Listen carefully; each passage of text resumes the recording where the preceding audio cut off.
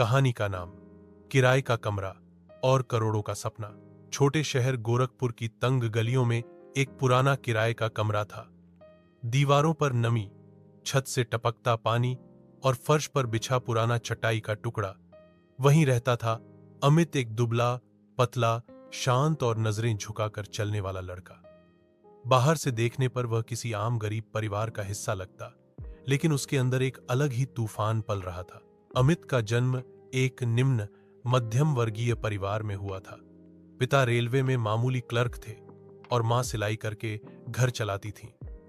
घर में 3 भाई बहन थे और सिर्फ एक कमरा। कभी किसी की फीस भरनी होती तो किसी की किताबें गिरवी रखनी पड़ती थीं। मां अक्सर रात को खाना कम खाती ताकि बच्चों को थोड़ा और मिल सके। यही त्याग अमित के खून में बहने लगा। अमित की आंखों में कुछ अलग था, चमक नहीं बल्कि दीप्ति।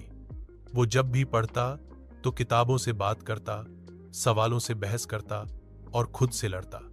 स्कूल के बाद वह पास की लाइब्रेरी में घंटों बैठा रहता।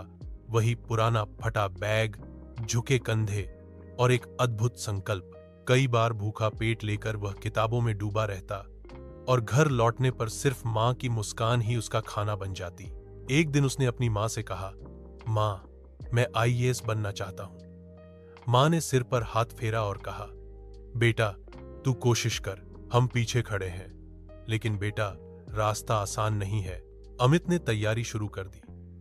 गोरखपुर जैसे शहर में गाइडेंस नहीं था, कोचिंग की फीस नहीं थी, किताबें पुरानी थीं, लेकिन आत्मा जिंदा थी। उसने दिल्ली जाने का सोचा, मगर जेब खाली थी। पिता ने किसी से उधार लिया और उसे दिल्ली भेजा। दिल्ली में उसे एक छोटे से किराए के कमरे में जगह मिली। 4 लोगों के साथ एक संकरी सी जगह, जहां खिड़की नहीं थी, सिर्फ एक बल्ब और एक पुरानी टेबल थी।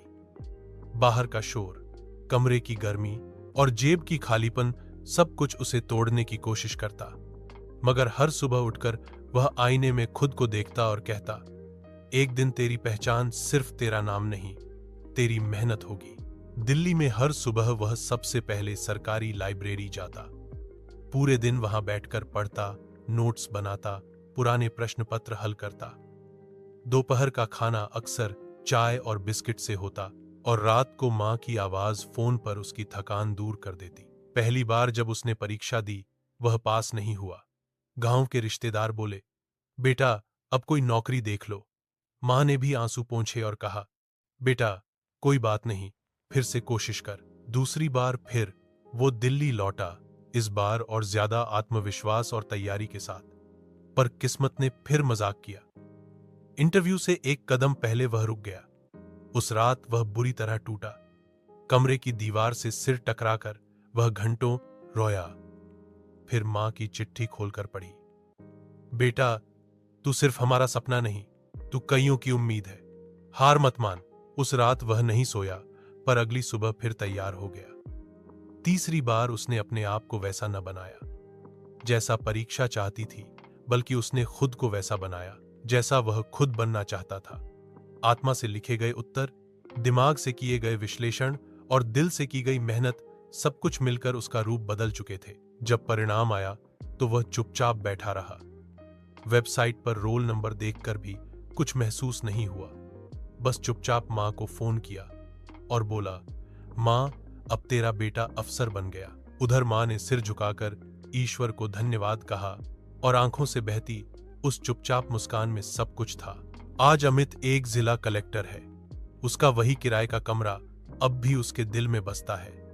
वह बच्चों के लिए पढ़ाई के केंद्र बनवाता है, गरीब छात्रों के लिए लाइब्रेरी शुरू करता है और हमेशा एक बात कहता है, जिसके पास सब कुछ होता है वो सपना देखता है, पर जिसके पास कुछ नहीं होता उसका सपना ही उसकी दौलत होता है। सीख, सपनों की कीमत पैसों से नहीं, संकल्प से तय होती है। हालात चाहे जैसे हों, जब इरादे मजबूत हों तो किराए के कमरे से भी इंसान देश चला सकता है। अमित की कहानी उन लाखों युवाओं के लिए है जो कठिनाइयों में हार मान लेते हैं। याद रखो, अंधेरा गहरा हो तो सूरज भी पास होता है।